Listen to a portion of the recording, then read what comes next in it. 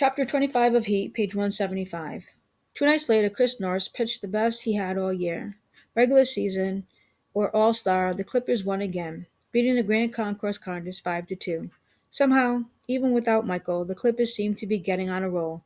Since you can't pitch, we shouldn't have enough pitching, Manning said. But right now, we have enough pitching. Michael looked at him. You just don't play Yogi Berra's position. He said you're starting to sound like him. Nurse went the first 5 innings, throwing nothing but fastballs. Kells pitched the sixth, throwing anything but fastballs. Anthony Farrell hit a home run over the fence in dead center. A 3-run job, catching a fastball from the Condors, starting right on the sweet spot. Manny wound up scoring 2 of their 5 runs and talked Norris through every single jam. The worst was probably in the top of the fourth. The game was still 2-2, and the Condors had the bases loaded. But then Norris pitched his way out of it in strikes with 2 strikes. Before Michael went to coach third in the bottom of the fourth, Manny sat down next to him on the bench and decided to take off his chest guard.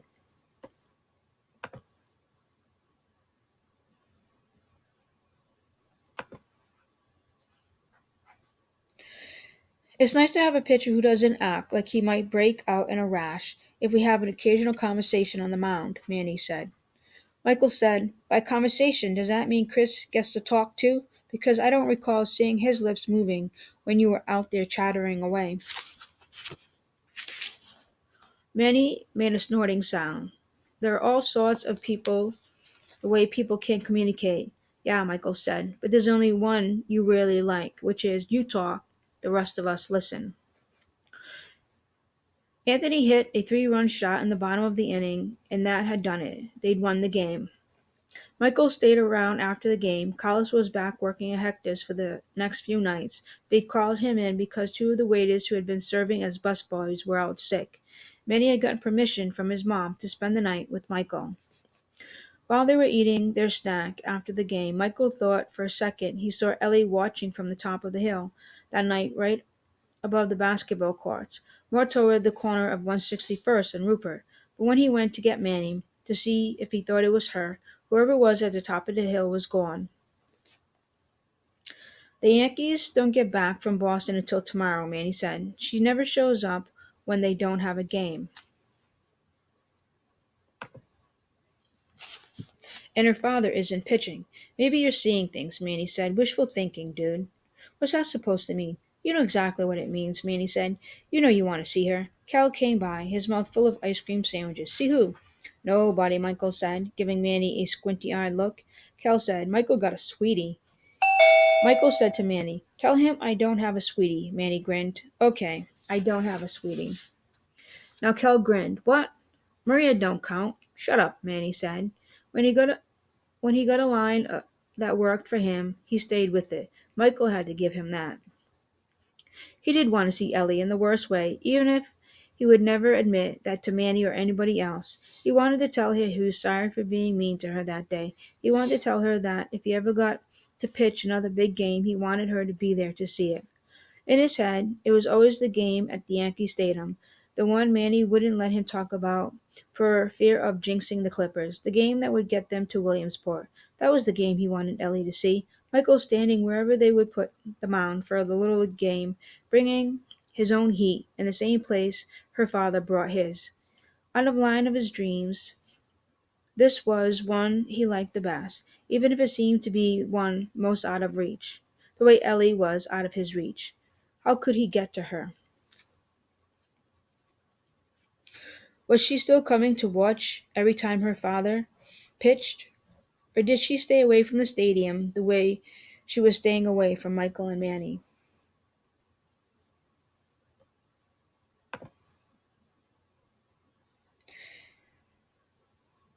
Did he want to wait outside the blue barrier and call her name when she walked into the park with her father? If he did that, would she stop to talk to him or just keep walking? Manny always said it was much easier to figure out slugging percentages than it was to figure out girls. Maybe, Michael thought, he could ask the guard at Yankee Stadium to give her a message if he got over to the ballpark early enough, before the crowds began to form behind the blue barriers in the late afternoon. Oh, right. Just walk up and hand the man a note and tell him to make sure to give it to El Grande's daughter when the two of them arrived, if she was with El Grande when he arrived. He like he was ever going to happen on this planet. Sometimes he pictured himself taking the train up to Riverdale, but he could never figure out the next part. Ask somebody at the station for directions to El Grande's house. There was no game for the Clippers that night, no practice. Their next game wasn't until the end of the week, Friday probably, depending on what happened with the losers bracket game. Manny wasn't around. He'd gone into the city with his mother to see Uncle Timo in the rehearsal for what Manny called an off Broadway play. If it were any more off Broadway, they'd be putting it on the inside of the Lincoln Tunnel, Manny said. It wouldn't be back until tonight. They invited Michael to join them. Manny said it was a comedy, but Michael didn't feel much like laughing today. He didn't need Manny and his mom telling him that things were going to work out. Just wait and see. He needed to come up with a plan to see Ellie again. At 2:30, a little before the first Yankees player began to show up for the night, he sat down at the kitchen table and wrote out a note and stuffed it in his pocket and headed for the Yankee Stadium. He didn't have a real plan yet. It was like the ghost captain said in Pirates of the Caribbean when he was explaining to Captain Jack that something wasn't actually a pirate code. What Michael really had was more like guidelines. Sometimes, even if the Yankees weren't playing one of the top teams in their hated rival, the Red Sox, the crowd still began to form early between the players' parking lot and the players' entrance. Today was one of those days. By the time Michael made his way to the blue barrier, the fans were already 6 or 7 deep. He figured that's the way things were going for him in his life. El Grande would already be inside the stadium, even though he only showed up this early when it was his turn to pitch. But when he asked the boy in the Yankee cap if he'd seen El Grande yet, the boy said no, and I got here at 2 o'clock before the manager even showed up. You're sure? Michael said. No, the boy said. I decided to trick the first kid who asked me. Sorry, Michael said. Joe Johnston was the first Yankee to arrive after Michael got there. He wore a colorful Hawaiian looking shirt and baggy shorts and sandals, and dark sunglasses so big Michael thought he was worried about death rays from outer space. The people around Michael seemed to scream in one voice, Joe! Then everybody was shouting something different. Joe, over here, Joe. Sign this ball, Joe. Come on, Joe. I've been waiting all season. Please, Joe. For my son, Joe. Like these are the words to some crazy song, all the words running together, people yelling their heads off like they were warming up for the game. Though Michael always wondered how many of the people out here had tickets to the game, and how many were like him and never made it inside. Michael noticed the boy next to him had disappeared. Maybe he was up at the front, reaching with the baseball and pen he had in his hand along with everybody else. Michael wasn't watching Joe Johnson now. He was watching the parking lot, lot 14. Darren Rogers, the team rookie's shortstop, all-star already, was the next Yankee out of the lot. Then the Yankees closer. Dave Worth, looking like a tight end or maybe a power forward in the NBA, 6'6", and the last 250 pounds. Then the other Cuban-born player on the year's Yankees, Orlando Gaza, the little land-off man and the left fielder who was hitting .330, leading the league in runs scored. All the Yankees' heroes. Only today he wasn't interested in heroes. All he wanted today was a father, and not even his own, Ellie's. Maybe that was what finally changed his luck, because 5 minutes later El Grande showed up. Michael recognized the shiny black Mercedes Benz from all the other times he had seen it pull into the lot 14 in the afternoon. El Grande had the window of the front seat all the way down, and even from the middle stood in the middle where Michael stood in the middle of the Blue Barrier crowd. He could hear the music from inside the car, the loud horns from what had to be the Cuban jazz the announcers El Grande loved. Maybe it was the music of Buena Vista Social Club. The announcers always said they were his favorite group. Grande!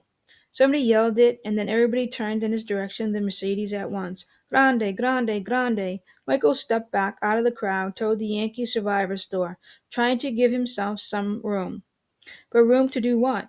He had come here thinking he could get El Grande to give Ellie a message for him. Only now that El Grande had arrived, he wasn't sure what he would do even if he were in the front of all these people shouting El Grande's name instead of behind them. How many times have you seen him walk past you and the rest of these people without ever glancing in this direction? Michael thought. He saw the Mercedes ease into one of the spots in the lot of 14 closest to Rupert Place, right next to where the Yankees manager had parked. He saw the dark tinted windows in the car go up. So El Grande, wearing some sort of long white shirt out of his slacks, step out of the car carrying only his car keys.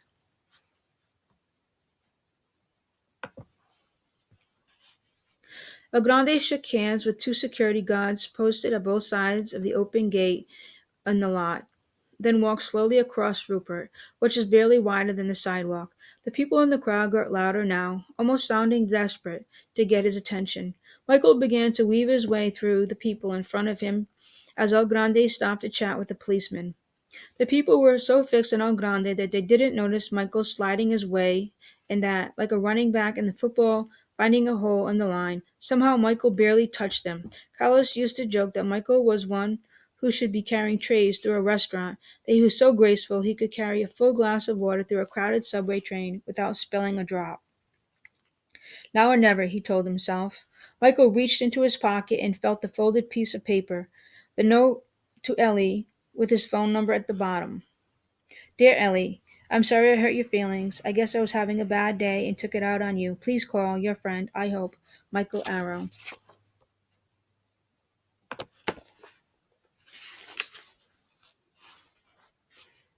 He got the blue barriers of El Grande, shook hands with the policeman when Michael saw was Officer Jasper McRae, the one with Carlos that night. El Grande was maybe 20 yards from the entrance to the stadium. The people around him were still yelling his nickname.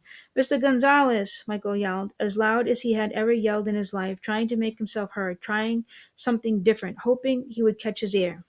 El Grande didn't turn. Michael felt like a swimmer doing a jackknife dive, bent over the blue barrier like he was, bent almost in half, certain if anybody touched him from behind, he would fall right over. Mr. Gonzalez, over here, it's important. Knowing even as he said it that his voice was being drowned out by the other voices, all of them trying to get El Grande Gonzalez's attention, all of them failing. El Grande was nearly to the entrance. Last chance. El gato Missy Fuzz, Michael yelled now, louder than ever, his throat feeling as it were about to explode. The cat Mizzy Fuzz, from the children's song Papa used to sing to Michael, the same one Ellie said her father loved to sing to her when she couldn't sleep. El Grande stopped, tilted his head slightly in their direction.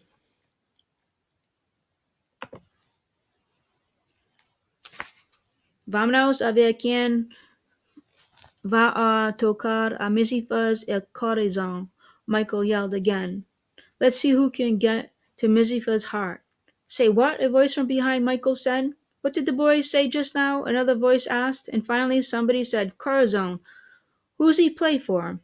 And all around Michael people laughed. He didn't care. El Grande was walking toward the blue barrier now, staring into it, like he was curious about something. All around him, they started calling out his name again, but El Grande hushed them by putting a finger to his lips. Now only Michael spoke. Mizzy Fuzz dormido a su cama está. Mizzy Fuzz is sleeping on his bed. Who is talking to me about Mizzy Fuzz the cat? El Grande asked, his eyes scanning the crowd. Only 6 feet away from Michael now, just up in the line, Michael smiled as if he had uncovered a secret. El Grande never answered the reporter's questions in English. Michael knew from reading the papers he always used a translator. But now he was asking one in English. Michael felt as tongue-tied now as the day when he had first met El Grande's daughter, but he slowly raised his hand, the good boy in class again.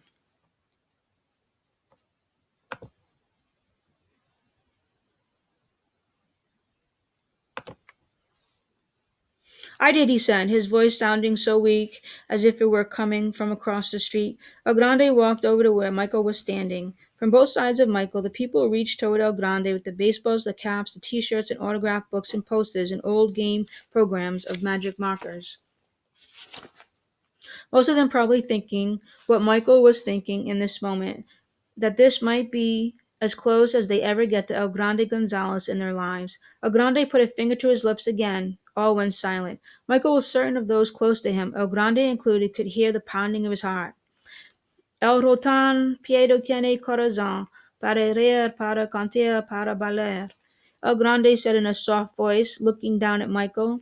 It was the part in the song about the mouse. Michael the mouse, what Papa used to call Michael, the little mouse in the song, who loved to laugh and sing and dance. Michael said the next line from the song, somehow able to get the words out, maybe because they never felt as true as they did right now. Las cosas son realmente malas. Things are really bad. El Grande nodded, then put out his right hand for Michael to shake it. Michael did, slipping the note to him as he did.